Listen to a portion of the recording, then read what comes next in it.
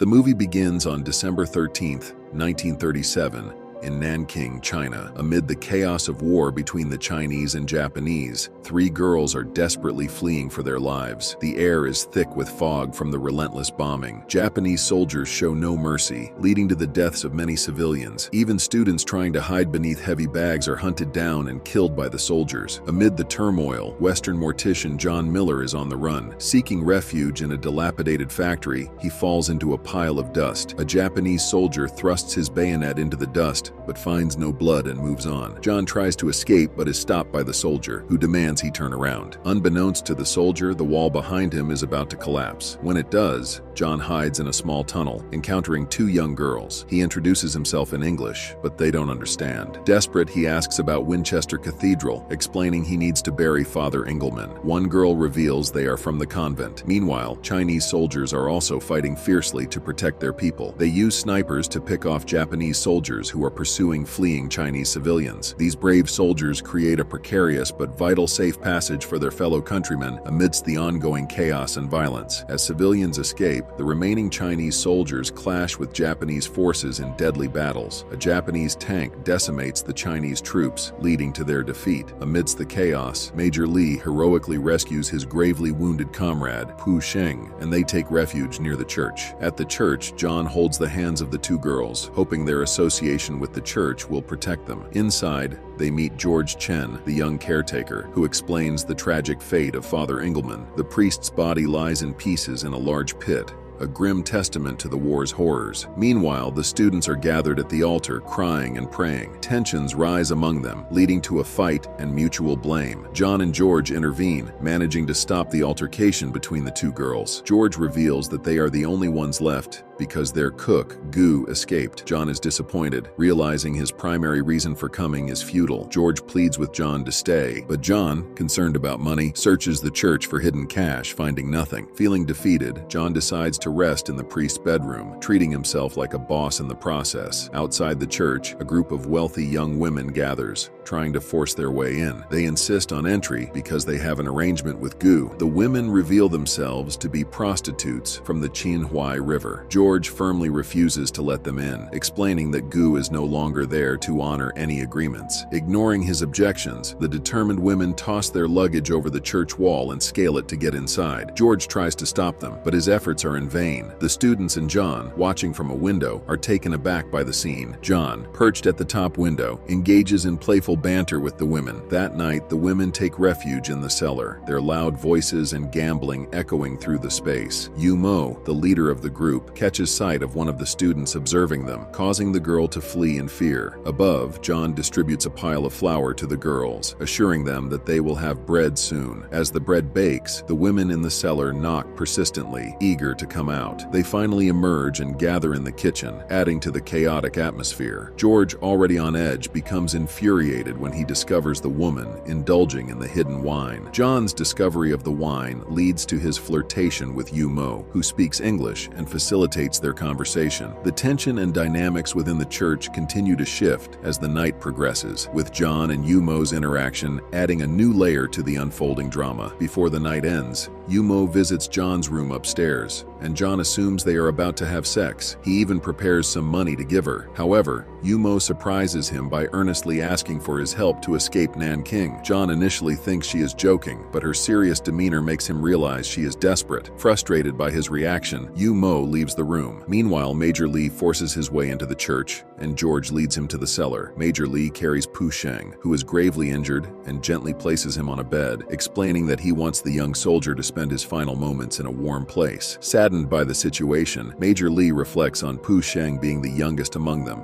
and the loss it represents. Afterward, Major Li enters a room where the students are praying. He leaves behind a shoe belonging to one of the students, which he had found earlier that day, as a silent gesture of his presence. With a heavy heart, he exits the church, the weight of the ongoing war and the losses it brings evident in his every step. Yu Mo runs to Major Li, pleading for his assistance. They are deep in conversation at the altar when the wind suddenly drops, revealing John watching them from above. As John descends, he taunts Yumo, suggesting she refuses him because there is a military discount for soldiers, not civilians like him. This provokes Major Lee, and a fight breaks out between him and John. The next morning, tensions rise as the students restrict the women from using the bathroom, leading to an argument. One woman, losing her temper, grabs a student's hair, and a fight breaks out. The chaos escalates when the student is shot in the neck and dies, revealing a Japanese raid on the church. Panic spreads as everyone flees. The women rush to the cellar while the girls run upstairs. Amid the turmoil, John dons the priest's clothes. Stepping outside, he yells at the Japanese soldiers, commanding them to stop in a desperate attempt to protect everyone inside. Momentarily halted, the soldiers resume their horrific actions when a leader slices through the Red Cross sign John is holding. The brutality continues unchecked. Outside, Major Lee realizes the dire situation and begins to act. He methodically shoots the soldiers one by one. The Japanese, alarmed by the unexpected attack, rush to locate the shooter. However, Major Lee has a plan. Before they can find him, he plants all his bombs around the area. As the Japanese soldiers closed in, he detonated the bombs, causing massive casualties. Eventually, the Japanese soldiers pinpoint his location and fire at him, causing him to fall from the building. Unbeknownst to them, Major Lee has tied himself to a rope attached to a series of bombs. As he falls, the bombs detonate, resulting in a massive explosion that obliterates the building and kills the remaining soldiers. Hours later, high-ranking Japanese officials arrive at the church. Colonel Hasegawa speaks with John, offering an apology and an explanation for the horrific events. He brings a bag of potatoes as a gesture of goodwill and assures John that their church will now be guarded to prevent any further incidents. Before leaving, Colonel Hasegawa finds the piano and plays a Japanese folk song entitled My Home. Once the Japanese soldiers depart, John, George, and the students solemnly bury the two girls who lost their lives because of the Japanese assault. Inside the church, the women express their sorrow and guilt to the remaining girls, acknowledging that they feel responsible for the deaths. Later in the bedroom, George speaks with John, pleading for him to stay. John, however, insists he cannot remain. This disagreement leads to an argument between the two before George, frustrated and disappointed, leaves the room. However, Pu Sheng regains consciousness, though he is pale and can barely speak. Dao is by his side, playing the pipa and tending to him with care. Meanwhile, a Chinese man posing as a Japanese interpreter enters the church and speaks with Shu. The man is revealed to be Mr. Meng, Shu's father. They converse at the altar while the girls watch. Mr. Meng insists that Shu must leave Nanking to save herself, but Shu refuses, determined to stay with her classmates. When Shu returns upstairs, her classmates accuse her of being a traitor. John, upon learning of Mr. Meng's presence, confronts him. Mr. Ming explains his concern for Shu's safety, and John asks for his help in securing tools to repair a truck for their escape. Later, Yumo and John have another heart-to-heart conversation. Yumo shares her tragic story, revealing that she spent 6 years in a convent until her stepfather raped her when she was 13 years old. This traumatic event led to her becoming a prostitute, forced to serve men and provide them pleasure. Yumo also confides that she once had a crush on a clean-shaven guy, unlike John, who is bearded. Taking this to heart, John shaves his beard to impress her. Meanwhile, Pu Sheng begins to talk incoherently, prompting the women to gather around him, crying as they realize he is dying. Du is particularly affected by his condition. Moments later, Pu Sheng passes away. As John buries Pu Sheng's body, they realize that Du and Lan are missing. They soon discover that Du went out to get new strings for her pipa, wanting to play something beautiful in memory of Pu Sheng, while Lan went to retrieve her earrings from their house. Upon returning inside, John is met by Yu Mo and the other women, who plead with him to go outside and find Du and Lan. Determined to help, John ventures out with George, telling the guards that they are going to get food. While wandering the city, John encounters his friend Terry, who is trying to escape. Terry urges John to join him, but John refuses, unable to abandon the girls at the church. As Du and Lan are about to return, the Japanese soldiers find and start to abuse them. They fight back fiercely, but their resistance leads to their deaths. John stumbles upon their bodies lying on the floor. He takes the pipa strings and earrings and returns to the church, delivering the heartbreaking news to the women. John, overwhelmed with frustration, retreats to his bedroom. Mr. Meng enters John's room, handing over the tools John requested and entrusting the safety of his daughter, Shu, to John. John thanks him before he leaves. Meanwhile, the students sing for Colonel Hasegawa at the altar. After the song, Hasegawa informs them about an upcoming ceremony and invites them to attend. John immediately senses danger, fearing that the invitation is a pretext for further violence or abuse against the girls. Despite his objections, Colonel Hasegawa insists, explaining that the order comes from higher authorities, leaving the girls terrified. Before the Japanese leave, they count the girls and note there are 13, including Mosquito, who should not be there. Shu,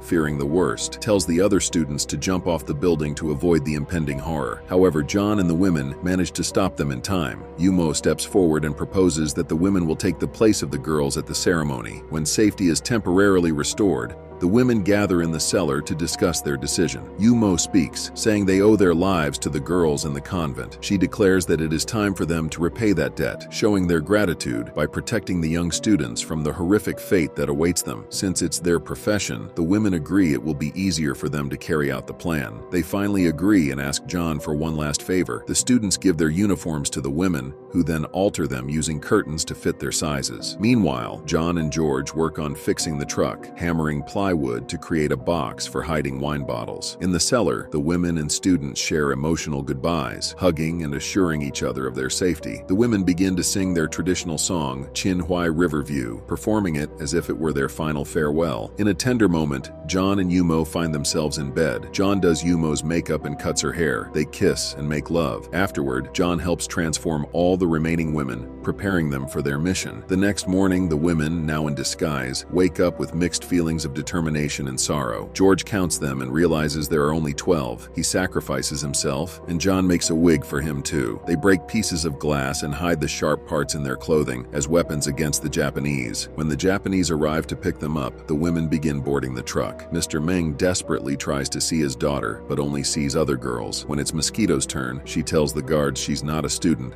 but they can't understand her and force her inside. As the truck departs, John rushes inside, and a soldier shoots Mr. Meng. John gathers all the students at the back of the truck, hiding them beneath the wine boxes. They encounter a Japanese checkpoint, but thanks to the permit Mr. Meng provided, they manage to pass after giving the soldiers a box of wine. The movie ends with John driving, looking determinedly ahead as he and the girls leave Nanking, heading toward an uncertain but hopeful future.